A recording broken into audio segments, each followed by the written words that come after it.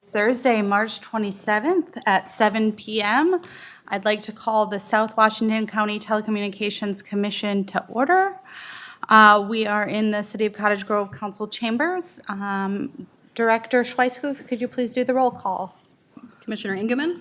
Here. Commissioner Downs? Here. Commissioner Wilczek? Here. Commissioner Bloom? Here. Commissioner Date? Here. Commissioner James? Here. Commissioner Polta? Here. Commissioner Clausen? Here. Thank you. Sorry. Also present is our attorney, Mike Bradley, Assistant Executive Director, Technical Manager. Almost gave him a promotion right there. Lonnie Garland, myself, and Eric Quam from Krause Anderson. Excellent, thank you. We have a quorum to conduct tonight's business. The first order on the agenda is public comment. Seeing as we have no one in the audience, I will move on to approval of the agenda. Do I have a motion to approve the agenda? Motion to approve the agenda? Second. All in favor? Aye. Opposed? Okay, the agenda is approved. I'll now look for a motion to approve the consent agenda. A motion to approve the consent agenda. Second? All in favor? Aye. Opposed? Okay, the consent agenda is approved. We'll now move on to our reports section of the agenda, and I'll turn it over to Executive Director Scheiskuth. Thank you very much, Chair and Commission Directors. I'm going to hand it over to Lonnie, who has an update about the radio station. Chair and Commissioners, thanks. We did a little road trip to Frogtown Radio, which is in St. Paul. Their low-power FM radio station. Hang on, I got a little slideshow here for you. Sorry. It was interesting to see how they do their radio station and what equipment they use. It's pretty basic, but yet effective. Some images here. This is one of their studios, their main studio. Simple audio board. Matter of fact, they play a lot of their music either through an automation system, or people that come in will play through their iPhone or their iPad. They just play off a playlist. So they just have a little jack, they plug it in, and that's all they do. It's really simple. They had one rack. On the left here is the rack that holds most of the equipment for the radio station, and this is their podcast / production room. What's really interesting is there's two main people that are basically part-timers that oversee the whole operation. They have 76 volunteers that produce programming for them. Yeah, all volunteers. And what's interesting is there's everything from oldies to talk radio. Some shows are 15 minutes, some shows are 2 hours. And most of their volunteers have been on board for about 5 years or more. So they have a really good volunteer organization that helps them with programming. Their antenna is actually about 4 miles from this location. They're actually at a hotel, 10th floor of a hotel, which I thought was interesting. But I guess the top floor of the hotel is all rented to office space, and they're in part of this office. It's over by the old Sears building. Yeah, I think it's a Hilton now. It's a really nice place. But it was interesting to see how they were doing the radio station. Super nice gentleman that showed us around, had lots of great information, shared some of their documentation so we can implement some of that when going forward with our radio station. Just a lot of good insight into how to run a small radio station. And one other thing is we are looking at using our existing playback that we use for the channels. And I reached out to Tightrope, who's the company that runs that has that software and hardware. This PEG facility in Pennsylvania actually has cable channels just like we do and a radio station, and they run the radio station and their TV channels through the same Tightrope system that we do. So one of the cost of saving things that I was thinking about is using the existing playback that we have. We have an extra channel on it to feed the radio station. And we could simulcast our meetings, like council meetings and planning commission meetings and that sort of thing, using the system we already have in place. Still doing a little research, but it was good to see that we might have that opportunity to use existing equipment that we have to run the radio station. So that's all I have on the radio station. I'll answer questions if I can, but it was a good visit. I'm going to try to set up a couple other ones, and maybe when we do our tech meeting, we can go visit one just so you guys can see too. But. So at what point do we maybe start reaching out to the community or member cities and say, hey, we got this opportunity? Well, we have some legwork to do yet, right? We have to yeah. create the documents, we have to create what the shows should be. There's a lot of, the thing with Frogtown, they actually have a producers, I don't know if it's a contract's the right word, but it's basically what they can and can't do. Right. And they have to read through that, they have to sign it. So there's things like that we have to establish yet. But, next year, my plan is when we get the move done, full board on the radio station then, because we'll have till February of 2027 to have it on the air. So it's a work in progress. It's a little bit at a time, but yes, we're planning to, once the move happens, to really jump on board with the radio station. And this year as well will be a lot of research and getting feedback from the community and the cities and to find out what this station's really gonna kind of be. It was interesting when they said they had 76 volunteers. I'm like, It's a lot. well, I'm like, how do you manage it? And he goes, oh, it's easy. They just send me their shows and I program. I'm like, okay. I said, do you listen to every one of them? He goes, I don't have to anymore because he trusts those producers, right? And they signed the contract. And one thing that, you can't afford a fine, a $10,000 fine if somebody says one of the 7 dirty words or whatever you want to call it. So, they really have, they vet their volunteers very well, so. And they told us how, and I think some of those guidelines are something we'll probably implement when we go down that road. It's fun. Yeah, will the cablecast gear work for streaming? Like It 'cause should, yeah. I can get South Washington County television on my Roku. Yep. We might have to do it a little different, but for this, the playback should work the exact same for it does this for the channels. I mean, it doesn't know if it's a video or audio, right? So it just plays it. So, so we'll stream it and, It'll be everywhere. we'll be everywhere. That's great. Lonnie's very good at finding cost-effective ways to do just about everything, so that's really great. Any other questions about the radio stations? Otherwise, I do have a few other updates for you. Okay.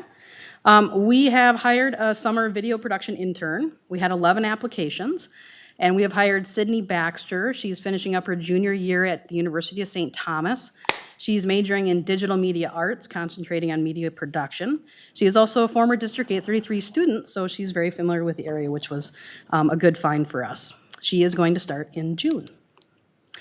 At our last executive committee meeting, we talked about updating some of our policies. Mr. Bradley and I are working on several of those, and we'll have a few policies to review at our next executive committee meeting. And last thing I'll report on is our legislative efforts. So as you are aware, we have 2 bills working through at the Capitol. The Equal Access to Broadband Act, which I'm sure Mr. Bradley will talk about in his legal report. The other one is a one-time request for money from the Arts and Cultural Heritage Fund for community media. It's House File 1740, Senate File 2289. We submitted several letters of support. Our cities are also submitting letters of support. And Bob and I went to the MACTA Day at the Capitol on March 13th. Mr. Bradley was also there. It was a really great experience to sit around and talk with the lobbyists, other MACTA people, and kind of get to know where we're at and what we're really working towards. Afterwards, Bob and I met with Representatives Johnson and DePel, and both were very supportive of both bills, which was really great to hear. They both signed on the Heritage Fund request, which was wonderful, and Representative Johnson also signed on the Equal Access to Broadband Act. We also had Representative Hemmingson Yeager signed on both bills as well, and Senator Klein is an author for the broadband bill. So lots and lots of support from both sides of the aisle, which is what we need. The one-time funding request did have a hearing in the House Legacy Finance Committee last week, and as I said, comments were very supportive on both sides. So it's going in a good direction for that one. Last Friday, the Equal Access to Broadband Act was heard in the Senate Agriculture, Veterans, Broadband, and Rural Development Committee, and Mr. Bradley testified, so I will leave that to him to tell you more about that. And that's my report. I'm happy to answer any questions. Thank you. Any questions? Okay, legal report. Good evening, Chair and members. Just to piggyback on what Ann was saying, there are 2 bills or pieces of legislation that we are following right now. The Equal Access to Broadband Act is the broadband franchising bill that we talked a lot about last session, and it's the same bill as it was amended last year that got all the way to the House floor last year. That's back. As Ann said, there was a hearing last Friday. It's on Senate File 2045, and the bill was laid over for possible inclusion in their omnibus bill, which is positive. We have not received a hearing in the House yet. The author was waiting for a Republican to sign on to the bill, and we have that Republican now, but we still haven't had a hearing yet. So we were hoping for this week, but just stay tuned for that. As Ann said, there's also a request for a legacy fund request out of the, I think it's called the Arts and Cultural Heritage Fund. This is a constitutionally passed sales tax. There's a portion of a sales tax that goes to this legacy fund. And then, every biennium, the legislature decides, who is to receive funding out of the proceeds raised from that tax. And so you'll see, when you look into it, you'll see that there's a number of entities like Public Television, Minnesota Public Radio, those types of entities are receiving funding. There's many, many, many more, believe me. And so so MACTA has requested that a certain amount of money be dedicated to Access Television, really to kind of as kind of a stopgap for the funding shortage that's happening because cable television subscriptions are declining and franchise fees and PEG fees are generally declining. For those in the audience who don't know what PEG means, it stands for Public Educational Governmental Access Television. So that, like Ann said, that there was a very, very good hearing in the House. Unfortunately, the bill, or the bill, Senate File 2289, was not included in the Senate Omnibus Legacy Bill, which was heard today. And there's still work going on to be included in that bill. But I think I didn't get to see the end of that hearing, but I'm assuming that it passed out of the Legacy Committee and is going to Finance now. So there'll still be opportunities to have amendments at that time. Firm news, I spoke at the ACM West Conference on legislation for access organizations, just like yours. No surprise, I talked a lot about the Equal Access to Broadband Act and other types of funding mechanisms that local governments are looking at for funding access television throughout the country. And then last week I presented to a group called 3CMA. I don't know if you ever heard about that organization, but it was really good. I was part of a 3-person panel on a webinar that they had last week on compliance with the ADA and the new ADA rules that are coming out relating to local government websites and apps. So they tell me it was a record crowd. I can only assume it was because of me, but anyway, I'm happy to answer any questions you might have. Thank you. Any questions? Okay, we'll move on to unfinished business, the Central Park office relocation approval of quotes. Yes, so in January, the commission approved to go out for quotes for the Central Park construction. Tonight, we have Eric Quam from Kraus Anderson to give us an update on where the quotes came in.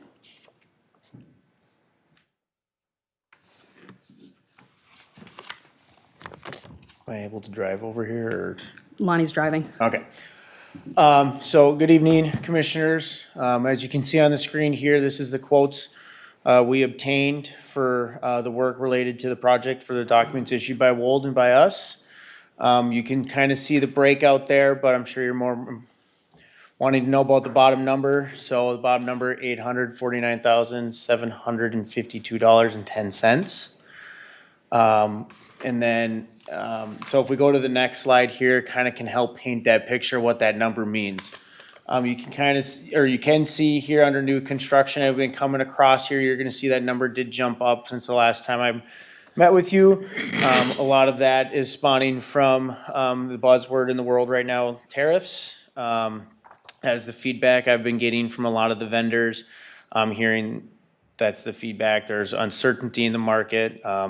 Just this afternoon, I heard all door hardware manufacturers across the country announced a 6% preemptive tariff price increase on all goods starting on Tuesday. And that is it's not just the one spot that we're seeing it. So there's some level of uncertainty there in the market. Going down through there, nothing has really changed since the last time we met on soft costs here, but you'll see that subtotal here has now gone up to that 1.2 number, $1.2,307,000. Knowing that number has gone up, the team has looked at options present to you today for some areas to save some money as we get into the project, if approved tonight. The first one being one of the largest ones is the transom windows above the barn doors, as you can kind of see on the screen here. So it's that 2-foot portion above the window that would be reduced. We'd fill that back in with drywall. Would help with some sound too, because that drywall is gonna have a little bit more sound quality than the glass would. So there is some positive with that. Taking that out, and that'd be roughly about $35,000, because you do have to fill that back in with drywall too. The next one you can see here on the screen, you can kind of see in a faint blue line. So those 2 walls in the project were looked at as a sound wall that the team would like to separate the studio from the office space. One option you could do is to go back to a more typical construction, single framed wall, still gonna have the mineral wool in it, still gonna have all the sound caulking around the perimeter and any penetrations from other contractors. But that'd be in that $8,000 to $10,000 range depending on how we, actually, once we have the contractor price it, but that was the range that we were looking at for those savings as well. One item, sorry, Lonnie. One item that it would be less than this, but you could reduce the amount of that wall that is double framed too. So you could look at, if that was a concern of the team and the commission, and the board, we could look at looking at the reduction. Just this one wall that was gonna be double? Yep, so the one wall, so you see the 2 arrows, so really the studio and the control room really wanted to take that separation between the office space, the radio, the break room. So one of the items we did talk about, it would be less savings than you see on the screen here, but we could look at the control room. So you get that separation between the break room and the radio if there's other activities going on, but maybe not so much the office where you have those you have the doors for offices and stuff like that. Okay. And the staff is pretty respectful, obviously, of any recording going on in the studio. I guess I'm just wondering why we didn't do the same thing like on the hallway out there. Are we not concerned for noise coming out of the hallway, just from the offices? That would be a question better maybe suited for Walden. We can get back to you on that. I'm just I know curious. those walls are, they are 6-inch walls in the current project, Okay. and they have the same insulation and sound, so you get a little bit more performance there. Okay. And they're all up to deck and up to the structural decking too, so you do get that sound absorbent, and they are just a little bit thicker walls. I think that was something that Lonnie and his team reviewed with Walden. They had picked those 2 specific walls. Okay. But we can obviously look at that too. Commissioners, and it's basically a cost thing, right? The city was helping us build that wall, so to add Okay. on to that, and foot traffic, we're guessing is gonna be minimal at that end of the building. So, now I could be totally wrong and it becomes traffic jam, but for going forward purposes, we just figured the hall and the control room.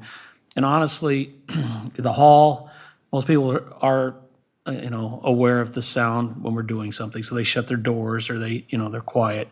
the wall between the control room and the open space, excuse me, would probably be beneficial just if somebody's having a meeting out there or there's a group meeting in the common area, that might help with sound. Now, like Eric said, the walls do go to the ceiling, so that keeps anything from going through the ceiling.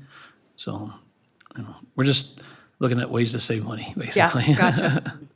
I would like to point out too, one of the things this, talking with the architect too, keeping in mind the concern about noise. One of the things that you will see in a lot of offices is the noise comes through the door frame or comes through the door itself, not as much the wall. Now, if someone's screaming, you'll hear them, but it's usually that is the path of least resistance for that noise to travel through an impact. And Wold does have that taken into consideration with higher performing doors, frames, gasketing, because that usually is the point of, I'm gonna call it failure. Okay. The next one, you'll see here, so in the bid documents, it looks like the picture up top. It's a dual wall insulated ductwork throughout the space.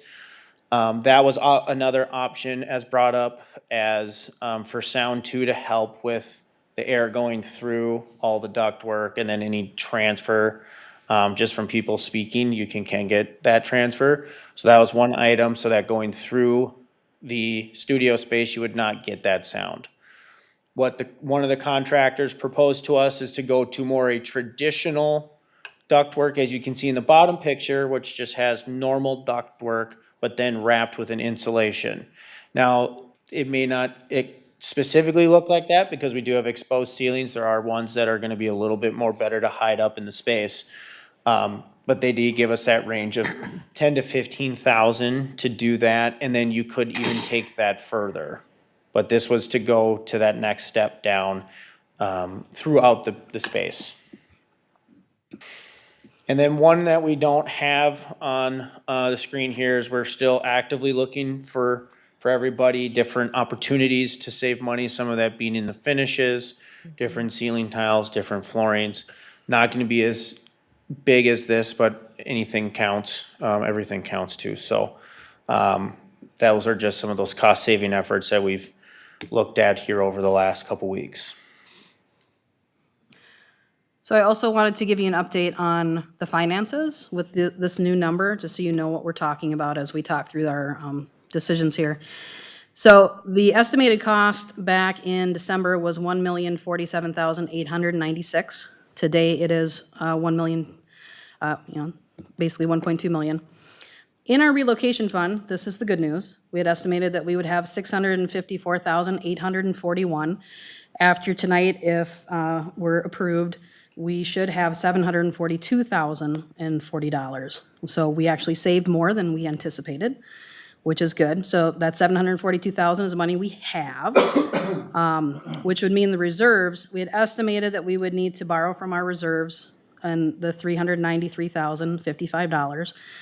With this new number, it would be $458,267. Just looking back and refreshing everybody on what our surplus typically is at the end of the year. This is a look back at the last 4 years. And so it's likely, even at that number, it would be paid back within a couple of years. Well, thank you. I think we're all probably disappointed, including yourselves, that it came back much higher than we expected, but I appreciate the proactive nature of bringing forth a few options. I'd like to open it up to see what everyone's reflection is on those options. If we approve the quote tonight, is this is the solid number, it's not going to change? Or will we reduce by these things that we're talking about? We Will that- could reduce them by those, right? Yeah, Yeah. but it's not going to go up. Well, there's contingency. There's It contingencies. could always go up, Okay, but that would require us to approve a change order right, okay, got if it. it's beyond the reserves, You know, or the contingency. I guess, not, as a person who's never gonna probably work there and not spend a lot of time there, I mean, I guess I'd be interested in if there's changes that are aesthetics, like the windows, that's aesthetics. But I would be reluctant to make changes that are about performance, like the ductwork and stuff. So I mean, whether or not there's more natural light. I think that was the whole point, right? The windows, we were trying to pull natural light on, in and out. I mean, that might be more of a staff preference, and I mean, but I would argue aesthetics, that's okay, but performance, I'd like to see us. And again, at the risk of sounding cavalier, I mean, on a $1.2 million project, I don't know if an $8,000 to $10,000 savings on ductwork, I mean, are we saving enough to justify the small percentage of performance issues that maybe would turn up? And I don't think that's probably a good trade-off. Yeah, I think if it affects functionality and cutting costs, those probably aren't best places to cut. You know, so soundproofing, I mean, it's a studio, it's supposed to be Yeah. soundproof, right? So I'd be more apt to look elsewhere if possible, but, so. On that ductwork you showed, was that original duct, a metal duct with insulation and a metal duct on the outside of it? Yes, Yeah, and then the new one's just an insulated metal duct? correct, yep. Yeah, I'd recommend against that, especially if it's an open ceiling. We've all seen insulation on the outside of a duct that after a few years, Starts crumbling. looks pretty ratty.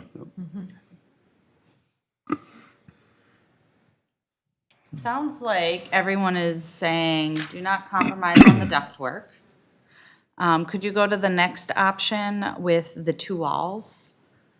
I'd like to kind of hear everyone's perspective on this one. Actually, especially yours, Lonnie and Ann, because we don't want to compromise quality, but we don't want to overdo it. And it kind of sounded like maybe the control room wall was really important and the other wall might be less important.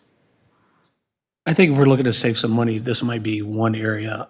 I'd really prefer to keep the ductwork for soundproofing. I think that's more of a function than anything else. This wall between the offices, if you've been to our offices, you know it's pretty quiet in there, right? I mean, there's not a lot of well, other than unless I'm screaming. But I mean, for the most part, everybody's pretty quiet and doing their job. And we do have doors with seals to keep some of that sound out. People are wearing headsets. I think the benefit, even if you did, I don't know if my cursor will work on here. Yeah, even if you did like this part of the wall, you know, right where the control room is, and then this back wall here, I think that would benefit more than having the whole wall done. Because, and I hate to say this, but if we decide to take the wall out, and it's not working, there's other soundproofing options down the road. We have an acoustic person come in, maybe figure out how to do some acoustic tiling or something too, if it became a big problem. I don't see it being a problem, to be honest. I think if you wanted to save $10,000, this might be a way to save. Now, again, I agree with the previous commissioner, and at $1.2 million, is $10,000 really is it worth it? You know, like the glass above the wall, I really could care less if my office had a glass wall, you know, that's me personally. Now, I want it to look nice, right? Don't get me wrong, I want it to be nice when people walk in and I want it to look nice, but I don't need that glass. So that's a good way to save money. That 1.2 million, doesn't include these cost cutting. Correct. It does not. That's still in there. These You're are all right. still in the product, okay. What was the total of all these together, all these savings On the things? low range, it'd be about 60,000. Oh, okay. I think if you go to the window one, that also seems like a little bit of an easier option. Like, you know, we don't want to cut things that are quality, like everyone said, but this seems like this is aesthetic. It might actually have some benefits to put in the drywall. So I guess I'm looking for consensus that we all agree that cutting this would be prudent. Remember too, that if you take the double wall out, this is the same hall with the double wall on it. Yeah. And so if you take the glass out of the top and you put drywall there, you're helping soundproof that hall a little bit more if you decide to take the wall out. So that's a thought too. And we actually, at work today, we had a discussion about glass up front here, and that was one of the big factors when Walt was actually presenting to us was glass, you're not gonna block the sound without some other mitigating factors, white noise or something like that that's gonna do it. And so sheetrock obviously is the better choice in that matter, so. Okay. So yeah, I would be cut this portion, so. So this one's an easy one, cut. The vent's an easy one, don't cut. This wall, to me, if you go back to that one, I think is a little bit more of a tricky one. I personally would be in favor of keeping the control room to break room one and cutting the other one, or at least cutting back on it. I think that would be fine. I really do. I don't think it's gonna be a big issue down the road. And even though it's a small proportion of the project, I think this exercise has helped dig in a little bit about what's actually necessary. So if it was necessary, we wouldn't want to cut it, but it doesn't sound like it is. So I'd advocate for us to reassess this and come back and tell us what you think is necessary and move forward with that. You know, the glass windows in your offices above, do you get extra light through that then? I mean, if we put sheet rocking in, you're gonna have to put in more light fixtures inside or anything, or? Originally, that was the idea, to bring in more light to the rest of the office before the wall was glass as well. So the upper glass isn't really necessary for the original purpose of what we wanted. So cutting those is really not an issue at this point, because we still get that light through the door and the wall there. So I think that will be sufficient. Well, let's hear you people's recommendation. You're the ones that are gonna live there, have to put up with it, or basically paying Honestly, for it. I think you're spot on. You've selected exactly what I would have selected as well. So, So I have a question. So let's say we're only going to say yes to the one part of the wall in the control room, but not to the other part. So the total cost savings was 8 to 10. So if we're only doing part, so then we're only going to realize part of that savings. So here's the devil's advocate question is, 6 months after you're in there, and you've got to call a sound person to come in and take a look at and put up, what's the cost scenario on that? We'd probably I'd lose have to money. Huh? Well, it depends on how you do it. I mean, there's lots of options for soundproofing. So I can't give you a definite answer on that. I could research that and get back to you if you'd like. I mean, would it be, I don't mean to put you in a hard spot, but I mean, would it be, let's say we do one short wall, we get rid of the long wall, we save $5,000. Is it gonna be potentially more or less than that to have somebody come out and do an evaluation and stick some more sound stuff on the wall? probably. Okay, so, I mean, it's, Right, I mean, you're just playing percentages at this point, right? right. So, for $5,000 or $6,000, again, I don't want to sound cavalier, but maybe we just do the wall, and not have to worry about having somebody come in later on to fix a problem that we didn't need to fix. I agree with you. The little bit you're saving there and taking a chance and calling somebody back in to put some soundproofing is just kind of a waste of time. Right, I mean, if we were gonna eliminate the whole thing and maximize the savings to 8 to 10, okay, maybe, but if we're gonna do part, but not this part, I mean, I don't know. Well, even if you took out the control room wall, let me go back to this. Yeah. Even if you do take out the control room wall, who's to say that down the road you have to come back and put, so now you're still in that, you're still playing that juggling game, right? Yeah. Are you gonna pay for it now up front where it's easy to do? Are you gonna do it later when it's harder to do? So, because later there'll be lighting grids, there'll be electrical, there'll be things in the way. So that could even add to the price of hanging acoustic tiles. So, 8 to 10,000 in this project, I would keep, if I had my way, I would keep it. And that way I know the room's soundproof, and Okay, yeah. I'd remove the windows above the doors and save 35,000. There you go. Yeah, I think that's a better idea, actually, at this point.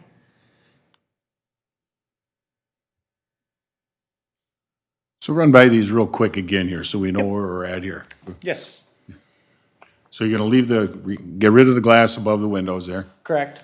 Saves us 35,000, okay. So on this option, I want everyone to remember that now that we're removing the windows above the door, you're having additional soundproofing there, which, and Lonnie had said earlier, he wasn't sure if he needed the wall. So I fully get, like, you don't want to pinch the project, but I also don't want to over-engineer it. So I'm not sure I agree with keeping the wall. Think So of- we've clearly agreed on two things, and we don't need to talk about them anymore. We're not doing the glass above the offices, and we are doing the ventilation. Right. We're not gonna get to our original budget if we remove everything, so it's not like getting to our original bid, we're still over no matter what we do. So that's something, And here's a thought too, we're trying to keep sound from coming into the studio, But what if we have a live event going in the studio that's loud and it's projecting outside the studio? So it's working both ways here. So not just to keep sound from coming in, but to keep sound from going out as well. Well, like I said earlier, if you feel it's necessary, put it in. And if it's not necessary, don't put it in. We'll have to leg wrestle because I think it's necessary. Okay, that's different than what you said earlier. Well, one thing to I was keep in trying to mind, be like, polite and let you have you pick at what you wanted to delete. But if I get to pick, I'm gonna pick the wall. Okay, then we'll keep the wall unless, I think I've heard consensus that we'll keep the wall, we'll keep the vents, and we'll ex-nay the windows. We can also come back with more information too, if that would help. No, I think we can make the decision. I think there's consensus from everyone. We'll, I think, ultimately vote on it, but I think there's consensus on that. I guess my ask, and I think everyone here would agree, is to just look at other cosmetic things that might help us stay as close to the budget as possible, knowing we're not gonna get there. Can we go back and look at that, or the budget numbers? There you go. The other one, the spreadsheet one, with all the different numbers on it, this one. So how many, we've done the construction bids now. Do we have other bids on here that we are still waiting for updates on? The only one that's not in stone is the construction management one, which would be Carl Sanderson. Okay. Which now if the contracts get approved tonight, we verify schedule, verify our costs, and we would be doing an amendment to our contract. As right now, we're only on board for the pre-construction services, which is this part. Okay. But that would be the last amendment on here.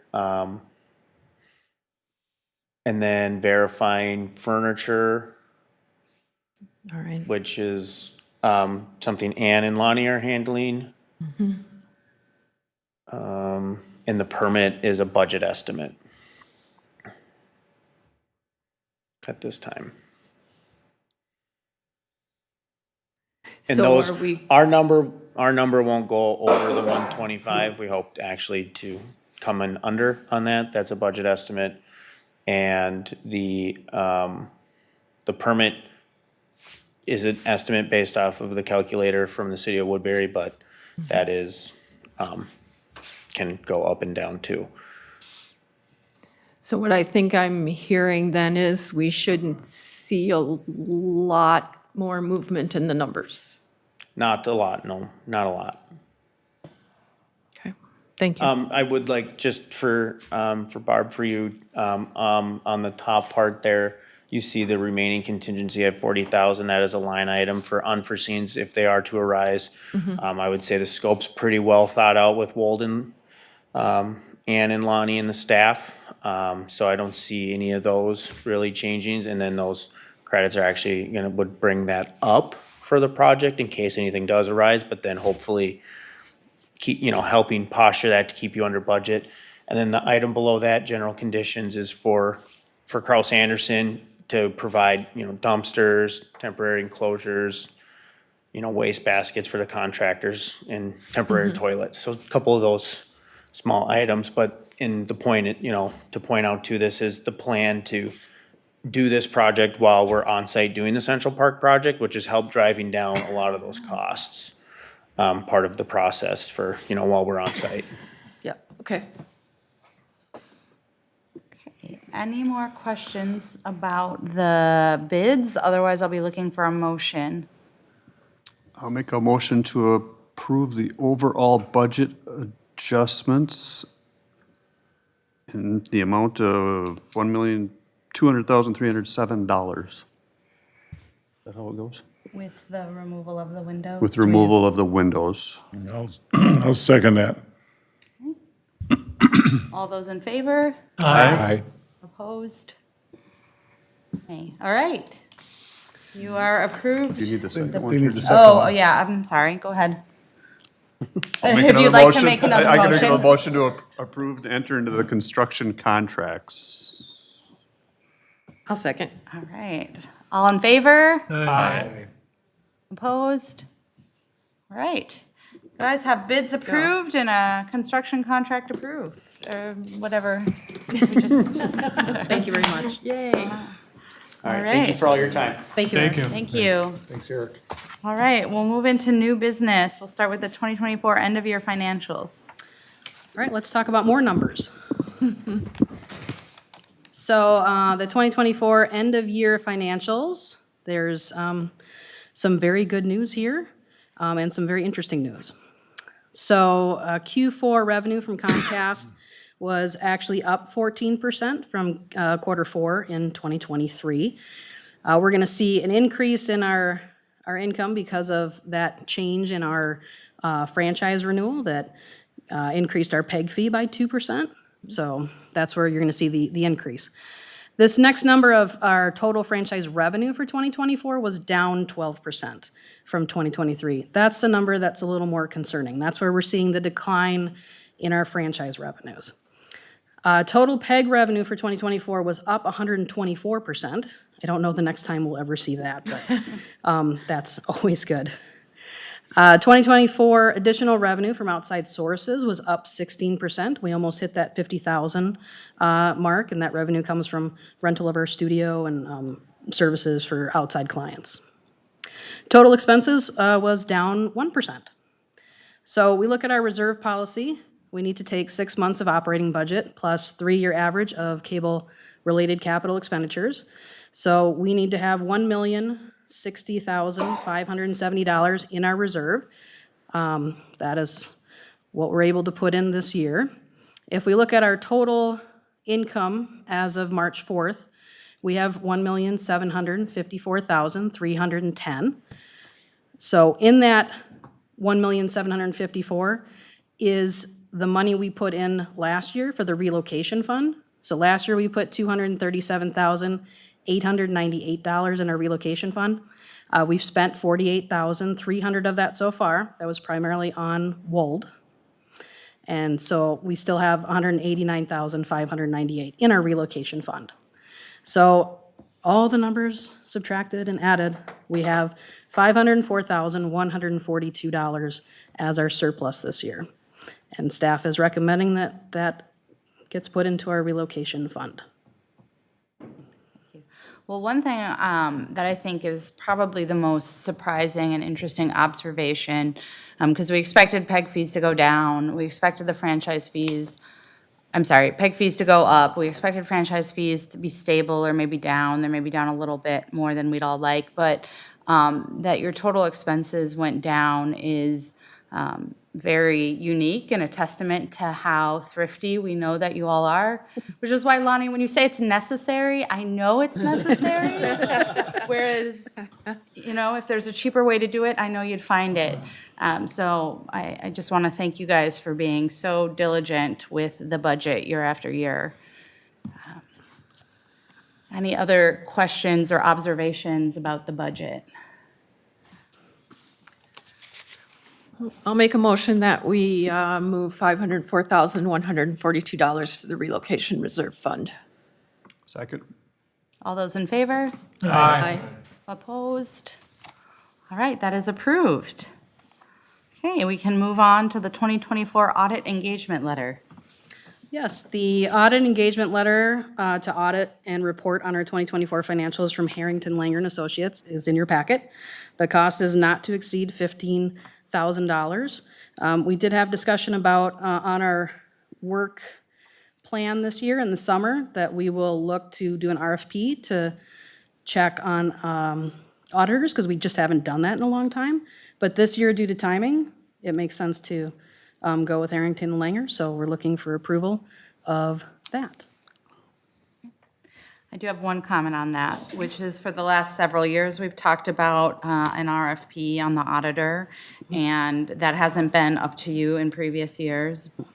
But this year, I really hope that we can do that, because like you said, it's time. It is literally on the agenda for one of the executive meetings coming up. Great. All right. Any other comments? Be looking for a motion? Yes. Make a motion to approve Harrington and Associates for audit. Second? All those in favor? Aye. Opposed? All right, that is approved. All right, the TrueLens Community Media Tagline. Okay, this is the fun part of the night, I feel. So when we went through our rebranding process, there was a lot of discussion about what the tagline should be. We never really landed on one that we really liked. But we do have one for you tonight. The tagline is not going to be part of the logo. It will be part of sponsorship banners, video promos for TrueLens, other promotional signage, giveaways, things like that. This is something Bob came up with, and I don't know, I really like it. So I'm looking to see what everybody else thinks. The tagline is watch, listen, and connect. This kind of concisely states our core value to create video and audio content intended to connect residents and visitors with local government and their community. So that's what we're proposing tonight, and we would love to get your feedback and hopefully approval. Thank you. I like it. So, simple to the point, and then it outlines what TrueLens community media is, so. If you're happy, we're happy. That makes me even happier. Any other thoughts? It's small, you don't have a big thing to write out all the time. Right. Figure out Yeah, how and many it times you kind gotta of do it it. connects all the video with the podcasting and the radio and how we really are just trying to connect people. Now, I really wish Dave Thiede was here today because the fact that we went through this whole marketing effort and then Bob came up with this fabulous tagline, Dave would have said, we could have done it ourselves all along and we could have saved a bunch of money. I'll pass that on. But we couldn't come up with the name. That's, yes, We had true. tr- It's we had- all coming together. We had trouble with Yes. that. Yeah. So, That cost us $10,000. But if you remember, Bob came up with the name too, so. He did. Or his group That's right. did, anyway, yeah. Yeah. You need a motion on that, or what? We would love a motion. What? We would love a motion, yes. I'll make a motion to accept your tagline that you got there. On behalf of Dave Thiede, I will second that. okay. All in favor? Aye. Opposed? Right. Thank you. Your tagline is approved. Thank you, Bob. Better hang on to him. Smart cookie. He is. All right, We're lucky. the last item on the agenda is commission comments and requests. All right, if there are none, I'll be looking for a motion to adjourn. Motion to adjourn. Second. All those in favor? Aye. We're adjourned.